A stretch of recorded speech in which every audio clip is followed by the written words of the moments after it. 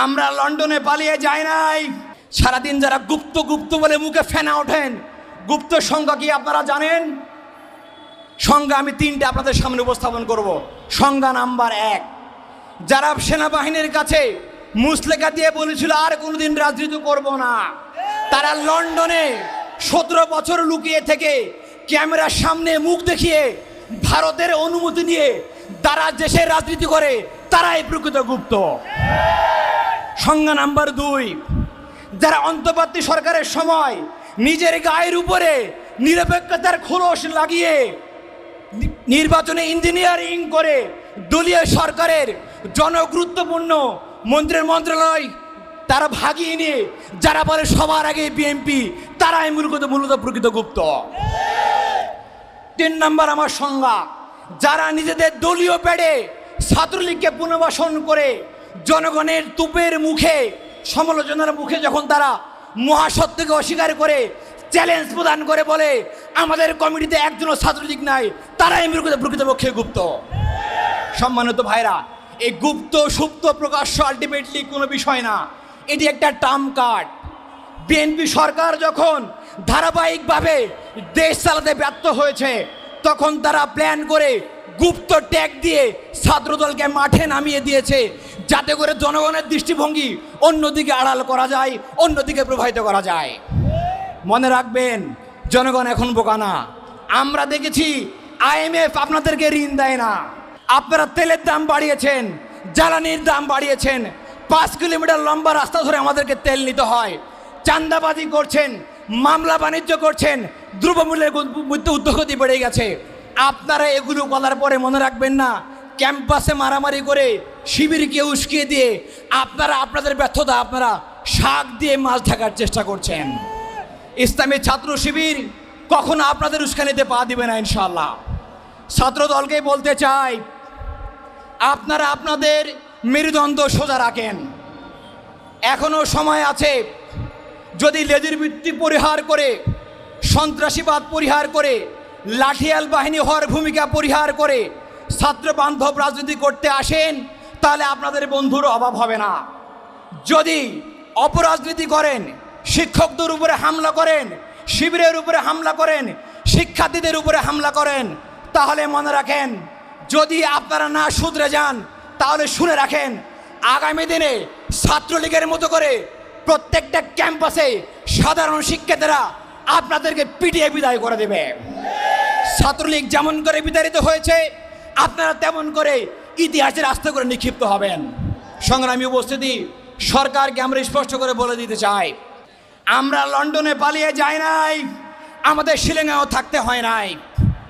আমাদের কেন্দ্রীয় সভাপতি মীর কাসেম আলী ভাইয়ের নামে যখন গ্রেপ্তারি পরোয়ানা জারি হয়, তিনি বিদেশ থেকে ফিরে এসে আইনিভাবে মোকাবেলা করেছেন। ভারতের বিরুদ্ধে, আধিপত্যবাদের বিরুদ্ধে তিনি উচ্চ কণ্ঠ রেখে ফাঁসির দড়ি গলায় নিয়ে শহীদ হয়েছেন। সেই ইসলামী ছাত্র শিবির মীর কাসেমের উত্তরসূরি আপনারা আমাদেরকে রামদা কিরিস্তাবাদের ভয় দেখাবেন না। আমরা আপনাদের সক্ষমতা জানি, লম্বা সময় আমরা একসাথে কাজ করেছি আন্দোলনে। বেশি বাড়াবাড়ি করলে জায়গা মতো কিন্তু হাত দিব, আর জায়গা মতো হাত দিলে এদেশে আপনারা সামান্যতম কোনো স্পেস পাবেন না রাজনীতি করার জন্য। সংগ্রামী উপস্থিতি, সরকারকে বলতে চাই, উদাত্ত আহ্বান জানাতে চাই, যারা ছাত্র সংগঠনের প্লেকার্ড ব্যবহার করে ক্যাম্পাসগুলোতে বিশৃঙ্খলা করছে, শিক্ষার্থীদের উপরে হামলা করছে, ছাত্র শিবিরের উপরে হামলা করছে, অনুরোধ করব এই সমস্ত সন্ত্রাসীকে আপনারা কম সময়ের মধ্যে গ্রেফতার করে আপনারা সরকার হিসেবে যোগ্য তার প্রমাণ দেন। অন্যথায় ইসলামী ছাত্র শিবির রাজপথের সমাধান বের করতে চেষ্টা করবে।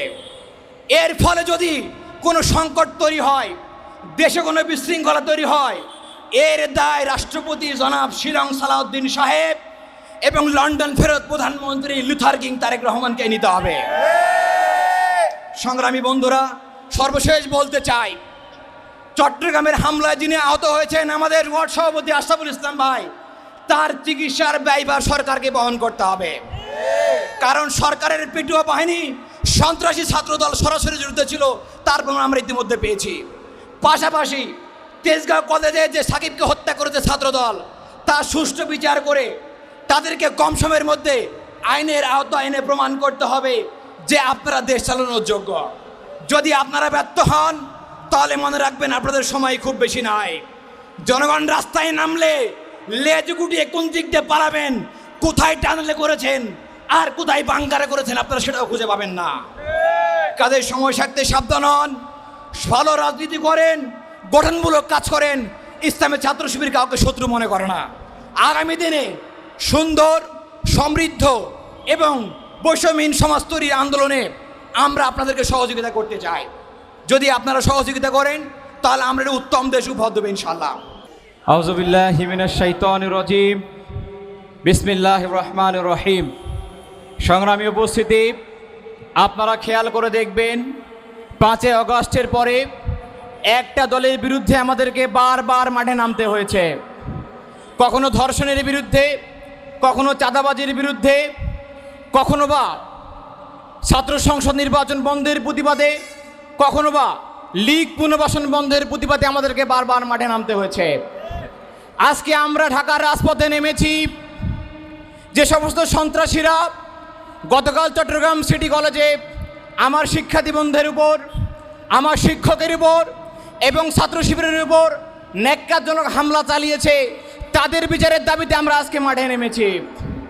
আশরাফুল ইসলাম ভাইয়ের গোড়ালিতে চাপাতি দিয়ে কিরিচ চালিয়ে যারা গোড়ালি বিচ্ছিন্ন করেছে, সেই সমস্ত ছাত্র দলের সন্ত্রাসীদের বিচারের দাবিতে আমরা আজকে মাঠে নেমেছি। আমরা আজকে মাঠে নেমেছি তেজগাঁও কলেজের মেধাবী শিক্ষার্থী সাকিবুল হাসান রানাকে যারা রুম থেকে ডেকে নিয়ে গিয়ে তার লাশকে আমাদেরকে উপহার দিয়েছিল, সেই সমস্ত ছাত্র দলের পথধারী নেতাদেরকে আমরা বিচারের দাবিতে আজকে আমরা রাজপথে নেমেছে।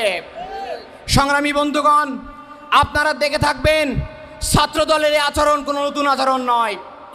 1991 সালে বিএনপি ক্ষমতা আসার পরে দেখবেন প্রত্যেকটি ক্যাম্পাসে তারা গেস্ট রুম, গণরুম, বড় ভাই, অভিভাবক কালচার তারা চালু করেছিল।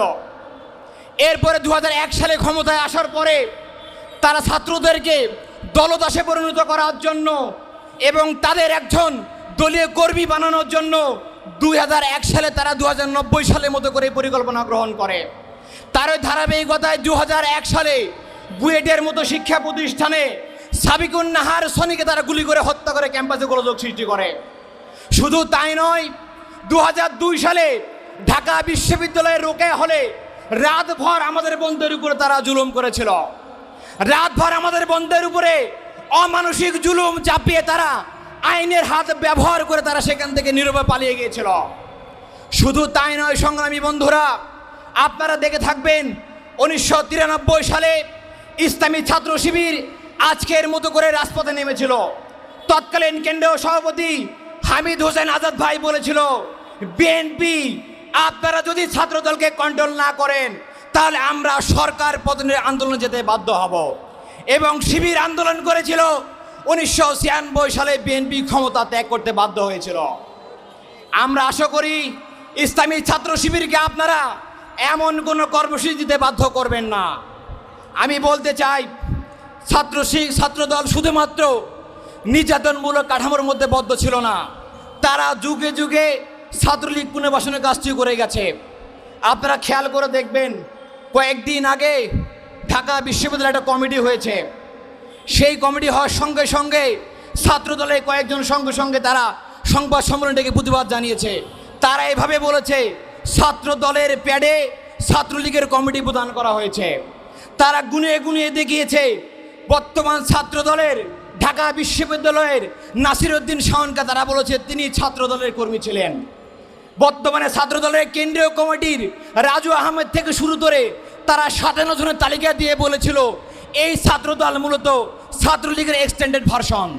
শুধু তাই নয়, জাহাঙ্গীর বিশ্ববিদ্যালয়ে তারা কমিটি যখন দিয়েছে তখন আমরা দেখেছি 13 জন ছাত্রলীগকে তারা পুনর্বাসন করেছে।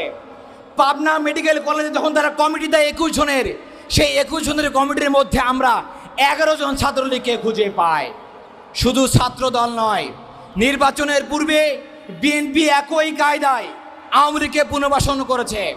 আমরা তো আগে শুধুমাত্র যুব দলের কমিটিতে, আওয়ামী লীগের কমিটিতে, আমরা বিএনপির কমিটিতে আমরা আওয়ামী লীগকে খুঁজে পেতাম, কিন্তু আমরা এখন দেখতে পাচ্ছি বিএনপি ইন্ডিয়ার ছকে জুলাই গণহত্যাকারী আওয়ামী লীগের নেত্রীকে সংসদে নিয়ে ইন্ডিয়ার প্রকৃত দালালের তারা প্রমাণ দিয়েছে।